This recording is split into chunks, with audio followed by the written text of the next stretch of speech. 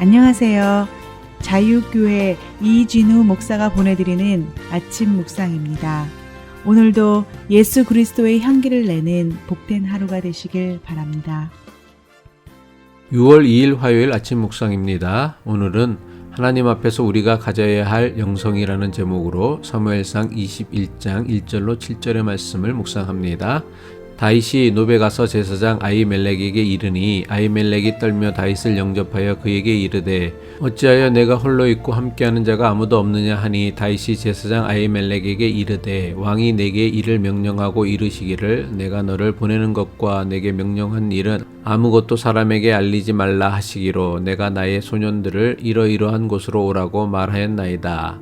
이제 당신의 수중이 무엇이 있나이까? 떡 5덩이나 무엇이나 있는 대로 내 손에 주소서 하니 제사장이 다윗에게 대답하여 이르되 보통 떡은 내 수중에 없으나 거룩한 떡은 있나니 그 소년들이 여자를 가까이만 하지 아니하였으면 주리라 하는지라.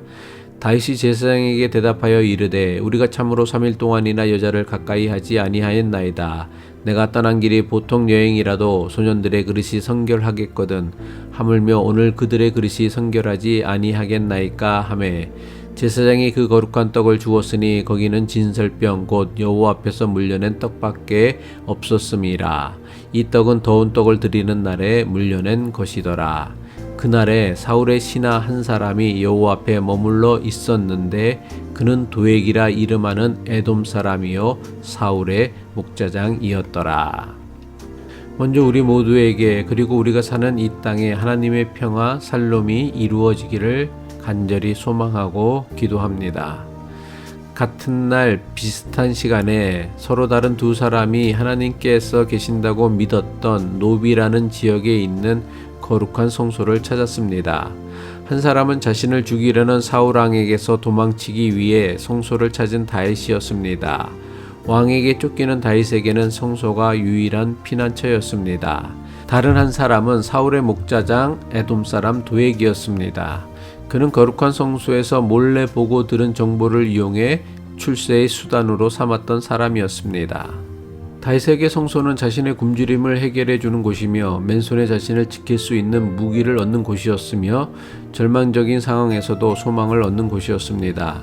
반면에 도에게 있어서 성소는 자신을 거룩한 사람으로 포장해 주는 곳이며 성공을 위한 중요한 정보를 얻는 곳이고 출세를 위해서라면 무고한 제사장 85명과 가족들조차 아무런 죄의식도 없이 몰살할 수 있는 그런 곳이었습니다.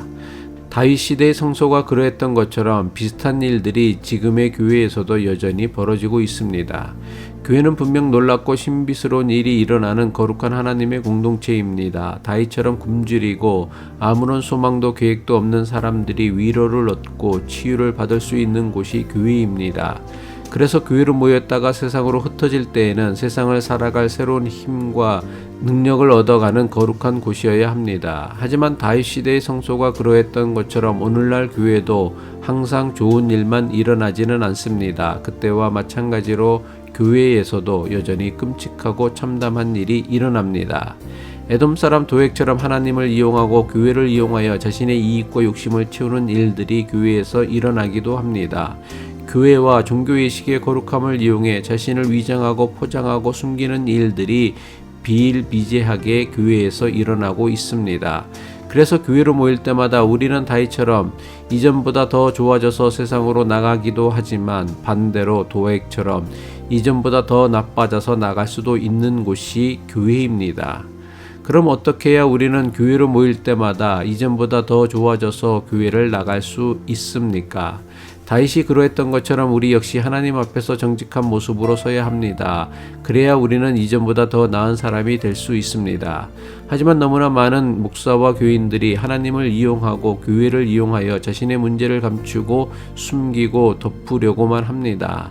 전능하신 하나님 앞에 정직하게 서지 못하고 오히려 자신을 감추고 포장하려고 할수록 우리는 이전보다 더 악하고 나쁜 사람이 됩니다.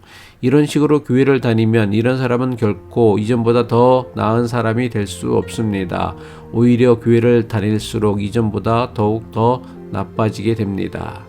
예수 그리스도를 제대로 믿으면 가장 먼저 깨닫게 되는 것이 무엇입니까? 내가 죄인이라는 사실입니다. 아무리 감추고 숨긴다고 내 죄가 해결되지 않는다는 것을 깨닫게 됩니다. 그래서 전능하신 하나님에 대한 제대로 된 믿음은 자신의 연약함과 죄인됨을 깨닫고 고백하게 만듭니다. 그리고 이전의 삶을 버리고 새로운 삶을 사는 회개를 하게 만듭니다. 이런 믿음과 깨달음만이 교회를 다닐수록 우리를 이전보다 더 나은 사람이 되게 합니다. 하지만 반대로 교회를 이용하고 신앙을 이용하여 자신을 감추고 숨기고 하나님의 거룩함을 이용하여 마치 자신이 거룩한 사람인 양 포장하고 위장하게 된다면 교회는 매우 위험한 곳이 됩니다. 갈수록 교회에서 회개가 사라지고 있습니다. 그 대신 외식, 위선, 포장만 남고 있습니다. 자신의 연약함과 죄인이라는 깨달음 그리고 새로운 삶에 대한 회개가 사라진 교회는 다니면 다닐수록 이전보다 우리를 더 나쁜 사람이 되게 만듭니다. 다윗이 하나님께 쓰임받을 수 있었던 이유가 무엇입니까? 다윗이 아무런 실수나 문제도 없고 죄도 없는 거룩하고 완벽한 사람이었기 때문이 아닙니다. 다윗은 평범한 우리보다 더 많은 실수와 죄를 지었던 사람이었습니다. 하지만 그 많은 다윗의 실수와 죄에도 불구하고 다윗이 하나님 마음에 합한 자로 하나님께 쓰임받을 수 있었던 것은 전적으로 다윗의 정직함 때문이었습니다. 하나님 앞에서 그리고 사람 앞에서 사람은 누구나 실수도 하고 죄를 지을 수 있습니다. 물론 실수하지 않고 죄도 범하지 않으면 좋겠지만 그럴 수 없다는 것을 우리가 너무나 잘 알고 있습니다. 그러기에 우리는 신이 아니라 사람인 것입니다. 신이 아닌 불완전한 사람에게 실수나 잘못이 없기를 기대하는 것은 불가능한 일입니다. 따라서 불완전한 사람에게 가장 중요한 영적 문제는 실수나 죄를 범하지 않는 것이 아닙니다. 전능하신 하나님 앞에서 자신의 실수나 죄를 감추려 하지 않고 정직하게 드러내는 것입니다. 전능하신 하나님 앞에서 솔직하고 정직하면 똑같은 실수나 죄를 범하지 않을 수 있는 능력이 비로소 생겨납니다. 이것을 기독교 신앙에서는 회개라고 합니다. 하지만 감추고 숨기면 똑같은 실수나 잘못이 그 인생에서 반복됩니다. 반복되는 실수나 잘못은 더는 실수나 잘못이 아닙니다. 의도적이며 고의적인 죄가 되고 맙니다. 기도드리겠습니다.